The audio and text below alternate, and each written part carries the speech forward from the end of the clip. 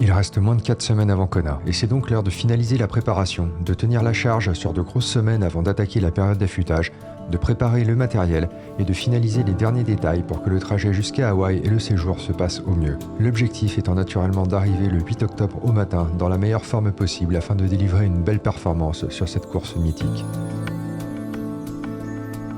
Dans la série Two Worlds, j'ai voulu vous parler de mon approche de l'entraînement, ma recherche de l'optimisation au niveau du matériel, que cela soit dans l'eau, naturellement et essentiellement sur le vélo avec un gros travail au niveau de l'aérodynamique, et également en course à pied, sans oublier les éléments essentiels que sont la récupération, la nutrition et l'hydratation. Mais il y a aussi un sujet qui est fréquemment évoqué, où beaucoup de personnes trouvent, et à très juste titre, que le triathlon est un sport très cher, notamment lorsque l'on recherche ces petits gains marginaux qui peuvent parfois aider à faire la différence. Le meilleur exemple étant ma performance sur la partie vélo du 70.3 d'Astana, plus tôt cette année, où le rapport poids, puissance, vitesse démontrait l'efficacité du travail fait sur le vélo tout au long de l'année. Et au-delà du matériel, il y a aussi la problématique du coût associé à la participation à ces courses, que cela soit au niveau de l'inscription, du transport, du logement et de l'alimentation. Dans cette vidéo, suite à vos différentes questions, j'ai voulu partager avec vous le coût que représente pour moi cette participation au championnat du monde Ironman à Hawaï.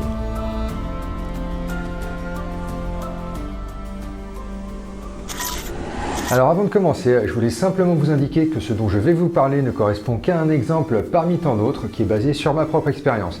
Il y a naturellement des athlètes qui dépenseront beaucoup plus et d'autres qui dépenseront beaucoup moins, le tout dépendant naturellement et essentiellement des choix et des capacités de chacun. Alors commençons par le commencement. Avant même de pouvoir s'inscrire pour Kona, ça suppose que vous ayez déjà participé à un Ironman et que vous ayez obtenu votre slot. Donc naturellement, si on veut être assez exhaustif, il faudra rajouter tous les coûts associés à cette première course préliminaire.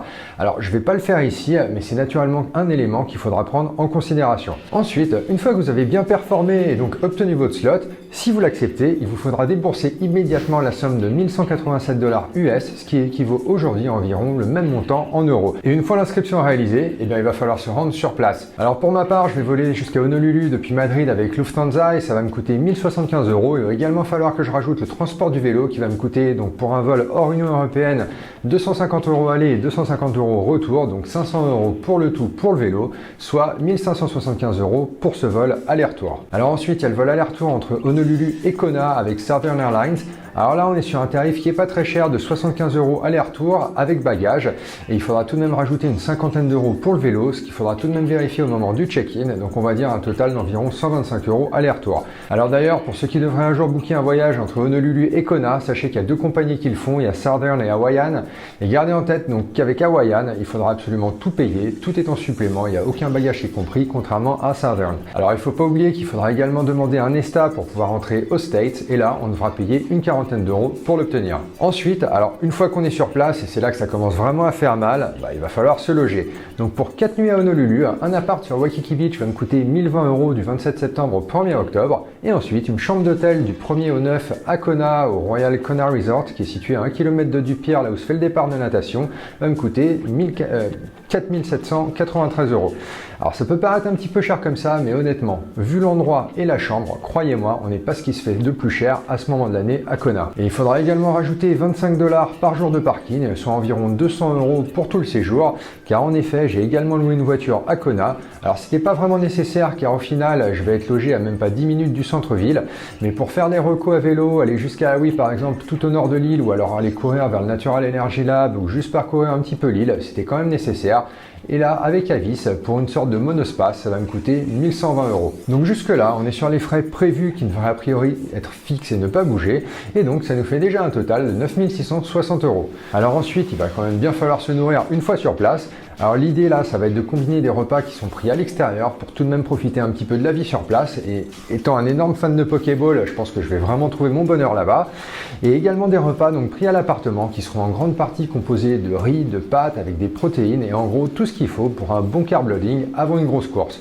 Donc entre les restos et les courses alimentaires, je prévois, allez, on va dire pour être large, un budget de 100 € par jour, ce qui pour 12 jours va me faire 1200 €. Alors il y a naturellement la grosse inconnue, mais bon, qui va forcément coûter du pognon. Et ça, c'est combien je vais claquer en merchandising Ironman, ainsi que dans le village Ironman, où beaucoup de marques sont présentes avec beaucoup de nouveaux produits et des éditions limitées faites juste pour Kona. Alors là honnêtement, j'en ai aucune idée. Si je regarde à Saint George par exemple, j'avais lâché environ 850 balles chez Ceramic Speed et peut-être on va dire 400 balles entre les nouvelles Carbonix Oka, un coupe-vent Santini, des mugs, des t-shirts et d'autres saloperies. Donc on va dire un max de 1000 €, mais bon, ça c'est vraiment encore une fois une inconnue. Ça pourra être plus, ça pourra être moins, ça dépendra de ce qu'il y aura. Puis naturellement, il y aura également quelques petites dépenses accessoires, notamment faire quelques vidéos et des photos avec le mec qui m'avait fait le shooting durant mes séances au Vélodrome et qui sera également à Hawaï, mais ça restera relativement marginal en termes de coûts. Donc pour les à côté, on va dire, allez, 2200 € en tout, ce qui va nous donner un total avec voyage, logement, inscription et tout le reste d'environ 11 860 € qu'on va arrondir à 12 000. Et ça tombe au final pas si loin, ce que j'avais toujours eu en tête avant même de me qualifier, car j'ai toujours pensé que ça me reviendrait plus ou moins, on va dire, à 10 000 € pour participer à cette course. Alors très honnêtement, c'est extrêmement cher, mais au final, je suis assez content de payer ce prix-là pour vivre une expérience exceptionnelle. Alors je connais également des personnes qui s'en tirent pour environ, on va dire, 5 000 € par tête, mais ils y vont à 4, ils louent une chambre pour 4 personnes qui leur permet ensuite de diviser le prix par 4, ou alors ils prennent un vol qui dure le double de temps, ils ne prévoient pas nécessairement de manger dehors, d'avoir trop de dépenses à côté.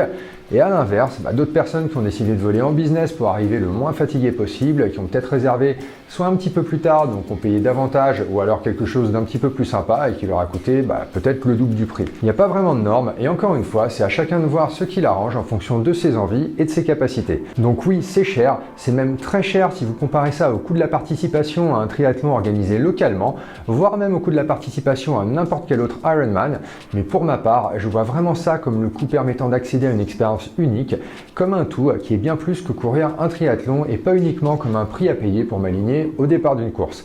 Récemment, le coût de la participation au championnat du monde à Kona a beaucoup fait parler, avec certains pros même qui disaient qu'ils pensaient ne pas y participer justement à cause des coûts liés au logement.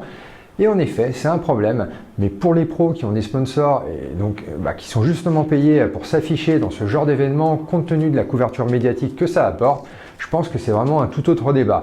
Pour les groupes d'âge comme nous, c'est un investissement et c'est le prix à payer pour vivre une belle expérience. La contrepartie, c'est que ça ferme la porte à beaucoup de personnes qui pourtant au niveau de participer à des championnats du monde, mais qui ne peuvent tout simplement pas assumer le coût financier.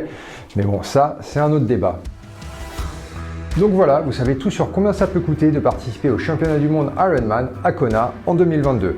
Niveau entraînement, il reste désormais 3 semaines avant la course avec encore une grosse semaine et ensuite 2 semaines où je vais progressivement réduire la charge d'entraînement et maintenir un petit peu d'intensité. Alors, je commence à ressentir quand même pas mal de lourdeur dans les jambes et dans les bras avec des grosses sessions dans l'eau, sur le vélo et en course à pied. Mais c'est là le principe de la surcharge progressive et avec une bonne récupération et un bon taper, ça devrait me permettre d'arriver au top le 8 octobre. Merci à tous pour vos commentaires et vos encouragements à la fois sur YouTube, sur Insta et sur Strava. On se retrouve très vite pour une nouvelle vidéo de Two Worlds où je vous ferai partager cette aventure à Kona.